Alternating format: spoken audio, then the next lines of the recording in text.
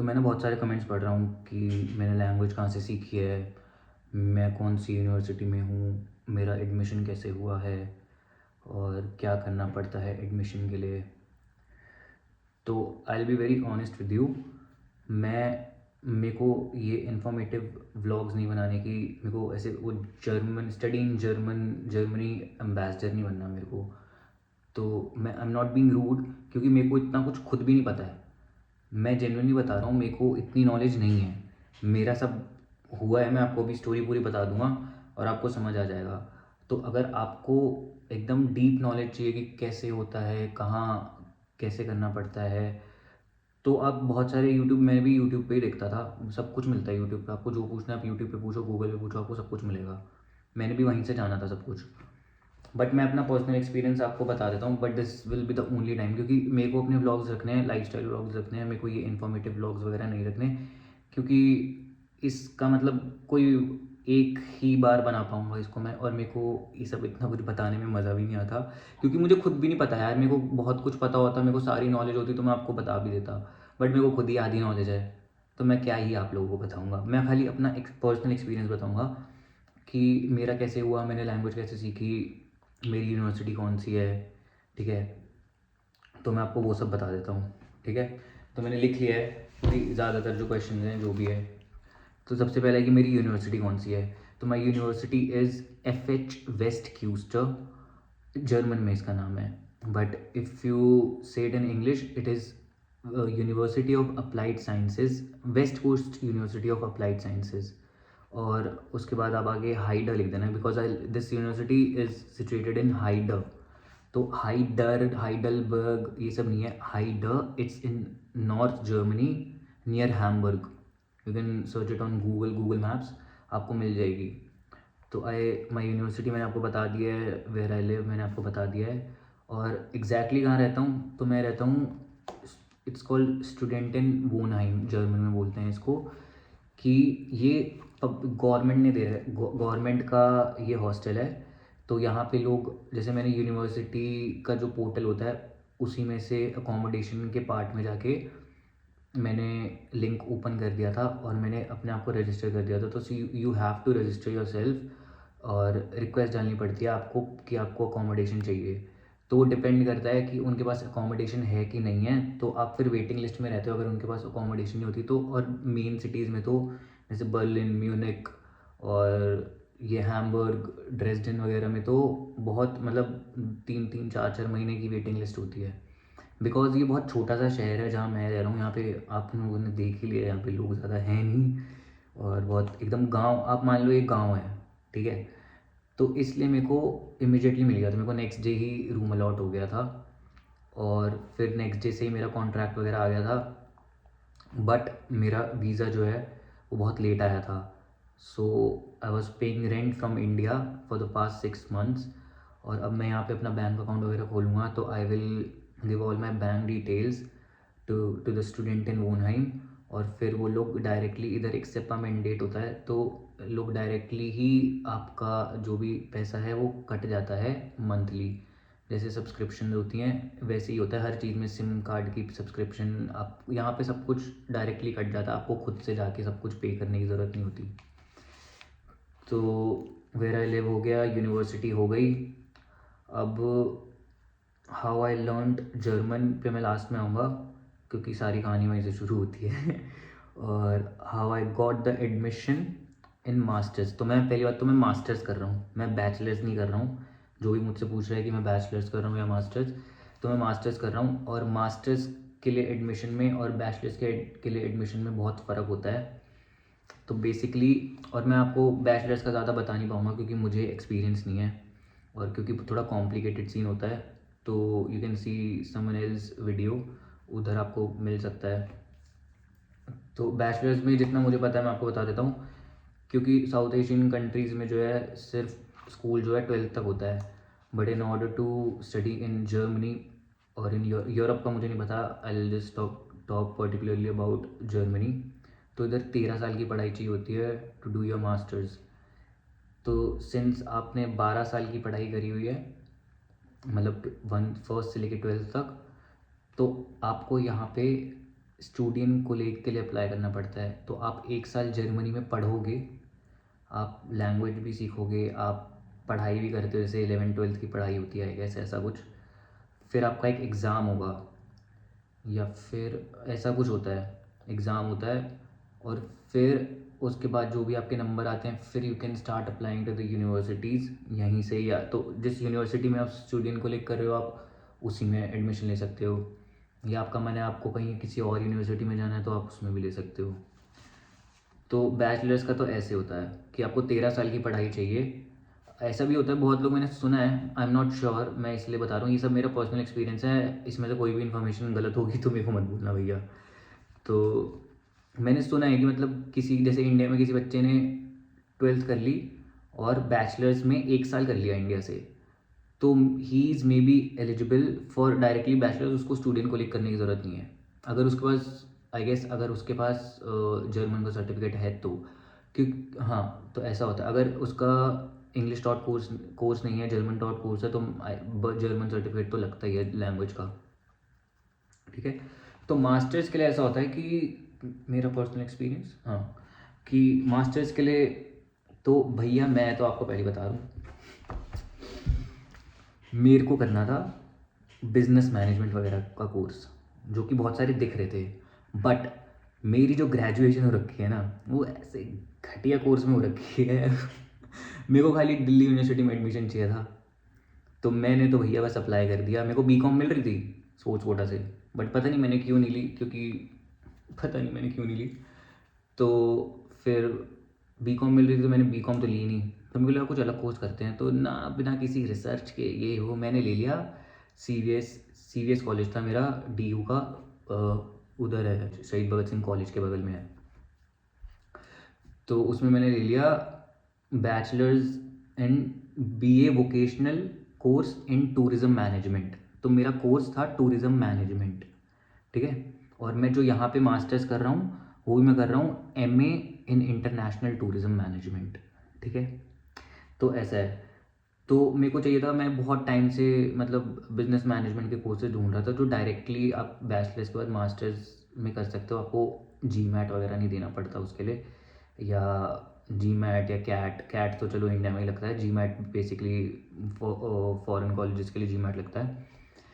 तो मैंने वो दिया, दिया नहीं मतलब जो भी है क्या बोल रहा था मैं, भूल भी गया क्या बोल रहा था मैं हाँ, तो उसके लिए जैसे बिजनेस मैनेजमेंट के कोर्सेज के लिए obviously you you will need economics और मैथ्स होनी चाहिए थोड़ी बहुत, जो कि मेरे पास तो ये सब्जेक्ट्स ही नहीं थे, तो वो लोग कैलकुलेट ही नहीं कर पाते मेरा ECTS वगैरह। तो मेरे को भैया, मेरे को तो लग रहा था शुरू में कि यार मेरा तो एडमिशन ही नहीं होगा, इतनी लैंग्वेज सीख ली ये वो, यहाँ पे आके टीचर ही बनना पड़ेगा इंडिया में रह के। मैं सच्ची में, मैं जेन्युइनली बता रहा हूँ, मैं मेरा बहुत टाइम लगा है भैया एडमिशन में, ऐसे ही नहीं हो गया मेरा तो। बट अगर आपके पास अच्छा कोर्स है ना इंडिया में, और मैं बताऊँ साइंस इंजीनियरिंग स्टूडेंट्स के लिए तो बहुत ही ईजी है, एडमिशन हो जाता है अगर आपके मार्क्स वगैरह अच्छे हैं।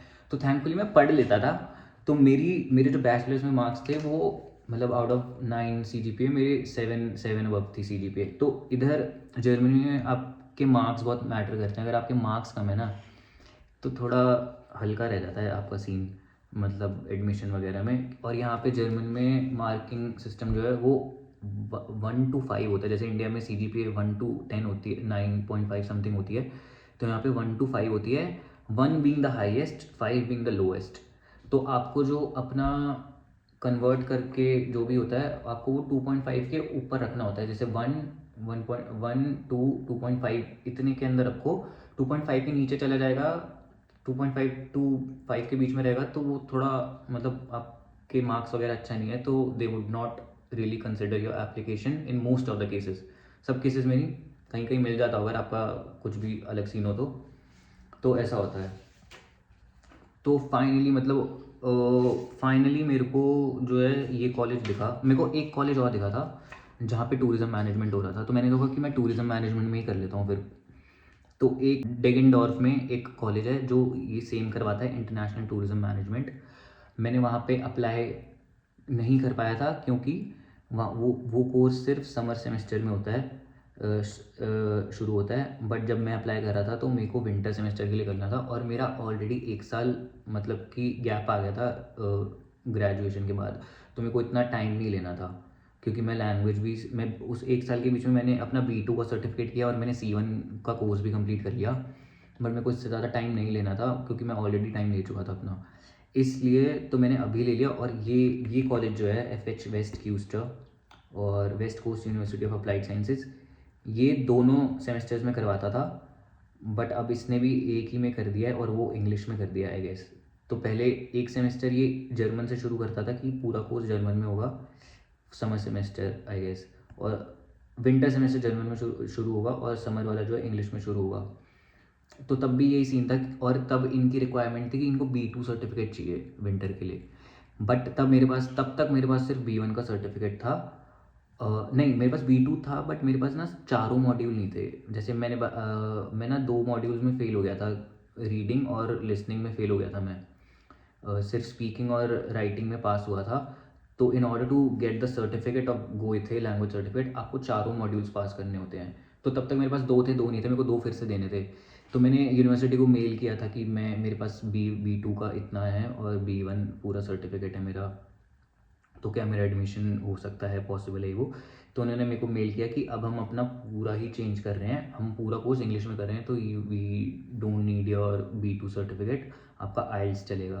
तो मेरे आइल्स में मेरा ऑलरेडी 7.5 का बैंड है, तो उसकी वजह से मेरा एडमिशन हो गया। फिर इवेंचुअली बस मतलब मैंने नहीं, मैं आपको बताऊंगा एप्लीकेशन वगैरह मैंने कैसे करी थी।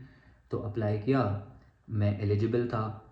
तो मैं एलिजिबल था मतलब अपनी मार्कशीट वगैरह भेजनी होती है, सब कुछ आपको APS सर्टिफिकेट भेजना होता है। APS सर्टिफिकेट बहुत ज़रूरी होता है पढ़ने के लिए। अब पता नहीं, कुछ तो चेंजेस आए हैं, बट मेरे को नहीं पता, मेरा तो हो गया ना एडमिशन, अब मैं क्यों जानूँ इतना कुछ। तो कुछ तो चेंजेस आए हैं। तो APS सर्टिफिकेट लगता है, आपकी मार्कशीट वगैरह लगती है जो ग्रेजुएशन की। तो फिर वो उसमें से ECTS वगैरह निकालते हैं कि आपका 180 ECTS में से कितना बन रहा है। 180 ECTS होना चाहिए मिनिमम। तो ऐसा होता है। तो ये सब हुआ और फिर मैं एलिजिबल था, तो मैंने अप्लाई कर दिया। मैंने अप्लाई करा तो मार्क्स वगैरह तो ठीक थे, but in order to get the admission I need to clear the interview. तो मेरा इंटरव्यू भी हुआ था, बता दूं मैं आपको, इस कॉलेज के लिए। Even though I was eligible, interview भी हुआ था। इंटरव्यू दे के एडमिशन लिया है मैंने, ऐसे नहीं लिया है। तो बस फिर मेरा इंटरव्यू भी अच्छा गया था। और इन्होंने ऐसे नहीं कि हवा में था इंटरव्यू कुछ, उन्होंने जेन्युइनली मेरे कोर्स से क्वेश्चन पूछे थे कि मैंने टूरिज़्म मैनेजमेंट किया है तो उसमें ऐसा कैसे होता है, सस्टेनेबल टूरिज़्म वगैरह का क्या सीन है। और उन्होंने जैसे मेरे मेरे बैचलर्स में एक जो सेमेस्टर था उसमें रिसर्च का एक सब्जेक्ट था, रिसर्च इन मेथडोलॉजी करके कुछ था, मेथडोलॉजी। तो फिर उसमें मैंने क्या कहते हैं, मैंने ये टेबल पे लिख दिया, तो मैं रब कर देता हूँ, टेबल गंदा नहीं करना चाहिए। तो फिर पूरा इंटरव्यू हुआ था प्रॉपर, फिर कम से कम 15-20 मिनट का, फिर जाके ख़त्म हुआ। फिर फाइनली मेरे को वो आया कि अब मेरा एडमिशन हो गया। मेरे को एडमिशन लेटर तब आया था। फिर एडमिशन लेटर आने के बाद you have to enrol yourself. आपको एडमिशन लेटर आ गया, इसका मतलब ये नहीं कि आपका एडमिशन हो गया है। And in order to get enrolled you have to pay a certain फ़ी। तो मेरी पब्लिक यूनिवर्सिटी है, तो सबसे बड़ा सेंटर ऑफ अट्रैक्शन बच्चों के लिए ये है कि जर्मनी क्यों जाना है, is because Germany provide you free education. ज़्यादातर मतलब पब्लिक यूनिवर्सिटीज़ तो फ्री एजुकेशन ही देती हैं। अब कुछ कुछ यूनिवर्सिटीज़ हैं जो फ़ीस ले रही हैं, बट वो एकदम टॉप की यूनिवर्सिटीज़ हैं। जैसे कि सब यहाँ की बेस्ट यूनिवर्सिटी जर्मनी की TUM है, टेक्निकल यूनिवर्सिटी ऑफ म्यूनिक। तो उसने अब फ़ीस रखना शुरू कर दिया है, रिसेंटली शायद 1-2 साल से ये रखा है। बट इतनी भी नहीं होती जितनी आप ऑस्ट्रेलिया या US में देखते हो, और पढ़ाई उतनी ही होती होगी। ऐसा तो क्या ही पढ़ लेंगे बाकी बच्चे, मेरे को पता नहीं, या जो भी होता होगा। तो मेरा तो भैया देखो पब्लिक यूनिवर्सिटी है, तो मेरे को खाली आपको देनी होती है हर सेमेस्टर एक सेमेस्टर फ़ीस देनी होती है। तो बाकी और ऐसे ये नहीं कि आपको कोई किसी और चीज़ के लिए पे करना है, जैसे कि फ़ीस वगैरह होती है, एनरोलमेंट फ़ी है, जैसे कि मेरा एडमिशन के लिए मैंने फ़ीस दे दी बस, और वो कितनी थी पता है आपको? 91 यूरोज़। मतलब 91 यूरोज़ को आप कन्वर्ट करोगे, जब मैंने कन्वर्ट करके पैसे भेजे थे ना, इट वाज़ अराउंड 8000 और समथिंग। तो आप सोचो, मतलब, और मेरी दिल्ली यूनिवर्सिटी में भी इतने ही लगे थे भैया, दिल्ली यूनिवर्सिटी की, जबकि मेरी फ़ीस बढ़ गई थी, 1 साल की 15,000 रुपये हो गई थी। तो इतनी इतनी सस्ती पढ़ाई है यहाँ पे। तो हाँ, ये था। तो मेरे को 91 यूरोज़ आपको पर हर सेमेस्टर देने हैं, 91 यूरोज़, एंड इट्स ओनली, मतलब एक बार दे दिया एक सेमेस्टर का, फिर यूनिवर्सिटी। तो क्योंकि ऐसा होता है, क्योंकि आपको हर सेमेस्टर इसलिए देना पड़ता है क्योंकि आपने एक सेमेस्टर कर लिया यहाँ से, बट आपको लगा कि नहीं, मेरे को नहीं पढ़ना है यहाँ पे, मेरे को कहीं और पढ़ना है, मैं कहीं और से पढ़ूंगा। तो फिर आप दूसरी जगह अप्लाई करते हो, है ना? तो दूसरी जगह अप्लाई करो तो वहाँ के लिए आप फीस भरोगे, यहाँ पे क्यों भरोगे? तो दूसरे सेमेस्टर के लिए तो मेरे को भी, मैंने एक, और मेरा सेकेंड सेमेस्टर चल रहा है यहाँ पे, तो मैंने दूसरे सेमेस्टर के लिए ही, दूसरे सेमेस्टर के लिए भी, मतलब मैंने दे दी है अपनी अपनी एनरोलमेंट। अब मैं एनरोल्ड हूँ यहाँ पे, तो उसी से आप एलिजिबल होते हो पढ़ने के लिए। फिर एनरोल्ड हो गया, मतलब आपका एडमिशन अब हो गया है। अब आपका एडमिशन हो गया है, अब बाकी की जो भी वो सब होता है वो हो गया। ठीक है। How much does it cost, ये किसी ने इतना पूछा नहीं है, बट मैं बता देता हूँ। तो जो सेमेस्टर फ़ी है वो डिपेंड करती है, हर जगह अलग अलग होती है। जैसे मेरी 91 यूरोज़ तो बहुत ही कम है, मतलब मैं जेन्युइनली बता रहा हूँ। मेरा क्योंकि एक कील यूनिवर्सिटी में भी हो गया था, बिजनेस मैनेजमेंट में ही, बट उधर कुछ तो, मतलब I was not informed properly, तो मेरे को रिस्क नहीं लेना था। तो रिस्क एज इन कि वो लोगों के में था C1 का सर्टिफिकेट रिक्वायर्ड है, बट मेरे पास सिर्फ B2 का था तब तक। तो उन्होंने एडमिशन दे दिया, बट C1 का सर्टिफिकेट रिक्वायर्ड है, तो मैं फ़ीस दे देता, फिर बाद में बोलते कि आपके पास तो C1 है ही नहीं, और वो पूरा जर्मन में था आई गेस वो कोर्स, इसलिए C1 उनको चाहिए था। तो वो बिज़नेस मैनेजमेंट में ही था वो कोर्स। तो उधर जो वो थी सेमेस्टर फ़ी थी, वो थी 170 टू 200 यूरोज़ थी, ऐसी, ऐसा कुछ था। तो बट मैंने वहाँ पे करा नहीं, तो सब हर, मतलब वही मैं कह रहा हूँ, हर यूनिवर्सिटी का ना अलग अलग सीन होता है सेमेस्टर फ़ी का। और बट वैसे कोई फ़ीस नहीं है, बस खाली यही है। तो बड़ी बड़ी, जैसे मेरा, तो आपको जो सेमेस्टर फ़ी जो आप देते हो, उसके बदले में आपको सेमेस्टर टिकट मिलती है, तो जिससे कि आप पूरे जर्मनी में फ्री में या फिर बहुत ही डिस्काउंटेड प्राइस में ट्रैवल कर सकते हो, है ना? बट मेरा टाउन बहुत छोटा है, मतलब इसलिए यहाँ पे सेमेस्टर टिकट नहीं मिलती, इधर सेमेस्टर टिकट नहीं मिलती है यहाँ पे, बहुत छोटा टाउन है इसलिए। बट आप किसी भी यूजुअली बड़ी सिटी में जाओगे तो आपको सेमेस्टर टिकट मिलती है स्टूडेंट्स को, सेमेस्टर फ़ी के नाम पे, कि सेमेस्टर फ़ी आपने भर दिया, अब आपको सेमेस्टर टिकट मिल जाएगी, अब आप घूमो, आपकी आईडी बनी हुई है, आप कहीं भी घूमो, आपको डिस्काउंट्स भी मिलते रहेंगे बहुत जगह पे। तो ये सीन होता है, बट मेरे को डिस्काउंट्स वगैरह तो यहाँ पे मिलेंगे, बस मेरे पास सेमेस्टर टिकट नहीं है, ये सीन है यहाँ पे। अब तो ये कितना लगता है यहाँ पे आने का जाने का, टिकट्स वगैरह का मैं नहीं बता रहा आपको, सबका वो वेरिएबल कॉस्ट है, सबकी चेंज होती रहती है, कौन कैसे आ रहा है, कोई बिजनेस क्लास से आ रहा हो तो फ़र्क होता है ना। तो मेन होता है कि आपके ब्लॉक्ड अकाउंट में पैसा होना चाहिए। तो once you get the admission, ठीक है, आपका आपकी एनरोलमेंट हो गई, आपने फ़ीस पे कर दी, now you need to open a blocked account. तो ब्लॉक्ड अकाउंट जो मैंने किया था, वो कहाँ से किया था? मेरे को दो नाम याद हैं जो मैंने किया था, और एक एक्सपैशियो करके है, और एक कोरैकल है। तो मैंने कोरैकल में करा था। तो कोरैकल पूरा ही आपको पैकेज देता है एक, कि आप ब्लॉक्ड अकाउंट खुलवा सकते हो, साथ में आपको ट्रैवल इंश्योरेंस मिलेगी, और साथ में आपको हेल्थ इंश्योरेंस भी मिलेगी। ठीक है, ये पूरा पैकेज था। और ब्लॉक्ड अकाउंट में इंडियन रुपीज़ के हिसाब से आपके पास मतलब 10 लाख रुपए बैंक में होने चाहिए इन ऑर्डर टू सर्वाइव है। और ऐसे नहीं कि 10 लाख रुपए वो ये लोग फालतू में मांग रहे हैं, वो आपके ही काम आने वाले हैं। ठीक है, तो 10 लाख रुपए में मतलब कन्वर्ट करके कुछ 11,000 यूरोज़ मैंने ब्लॉक्ड अकाउंट में अपने डाले थे।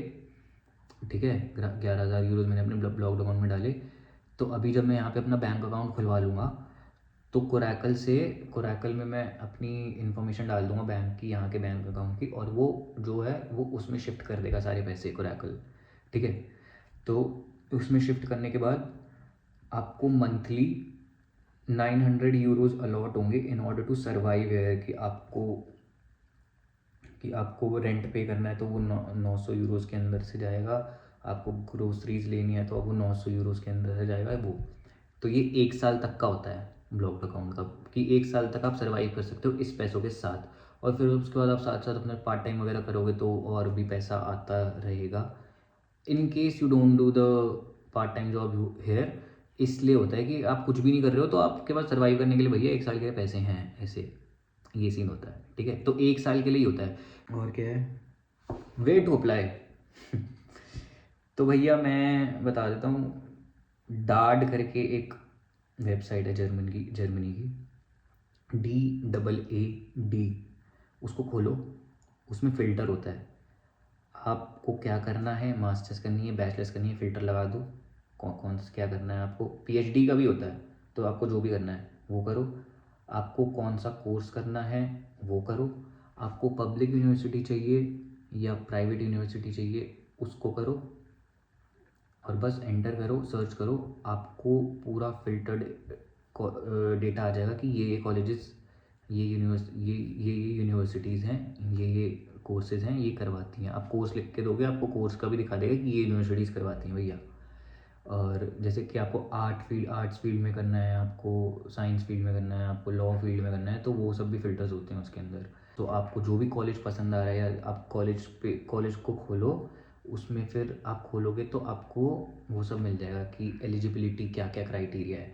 तो आप उसको पढ़ो, उसको देखो आप किस किस चीज़ के लिए एलिजिबल हो, और फिर मतलब बस फिर आपको समझ आ जाएगा धीरे धीरे। तो ऐसे ही होता है, देखो मैं इतना ही बता सकता हूँ आपको, मेरे को इससे ज़्यादा इन्फॉर्मेशन है नहीं।